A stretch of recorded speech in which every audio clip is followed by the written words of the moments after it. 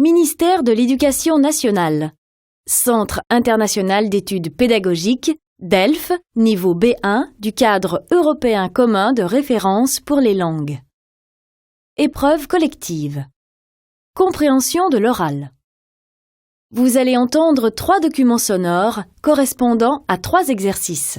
Pour le premier et le deuxième document, vous aurez 30 secondes pour lire les questions, une première écoute, puis 30 secondes de pause pour commencer à répondre aux questions, une deuxième écoute, puis 1 minute de pause pour compléter vos réponses. Pour répondre aux questions, cochez la bonne réponse ou écrivez l'information demandée. Exercice 1.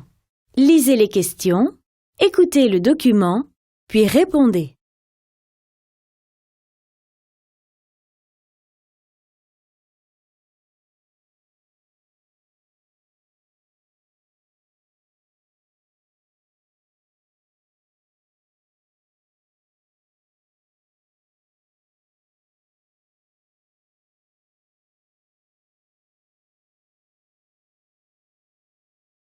Première écoute. Qu'est-ce que vous faites cette année pendant les vacances? On part à Copenhague. On échange nos maisons avec une famille danoise. Ah bon? Mais comment as-tu découvert cette formule? Il y a 5 ans, je devais retrouver des amis aux États-Unis et j'arrivais pas à trouver un logement à un prix correct. Et j'ai vu dans un guide de voyage une agence qui proposait cette formule. Le système avait l'air simple. Il fallait remplir un questionnaire avec une description de notre maison et de ce que nous recherchions. On ne le savait pas, mais le sud de la France est une des régions les plus recherchées aux États-Unis. On a reçu plus de 60 réponses. Oh, et quels étaient vos critères?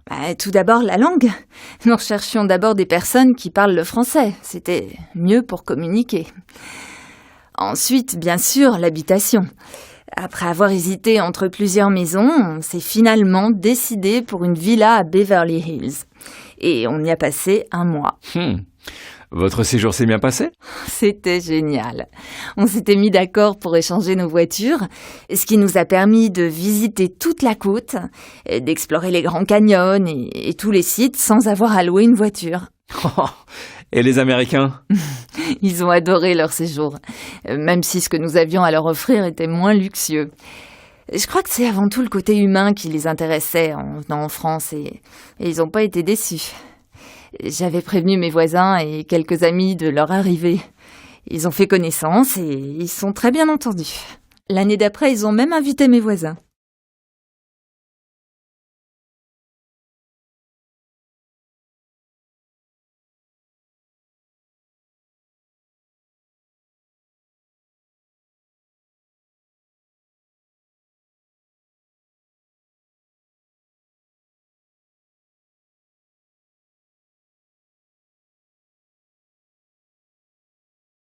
Deuxième écoute. Qu'est-ce que vous faites cette année pendant les vacances? On part à Copenhague. On échange nos maisons avec une famille danoise. Ah bon? Mais comment as-tu découvert cette formule? Il y a 5 ans, je devais retrouver des amis aux États-Unis et j'arrivais pas à trouver un logement à un prix correct. Et j'ai vu dans un guide de voyage une agence qui proposait cette formule.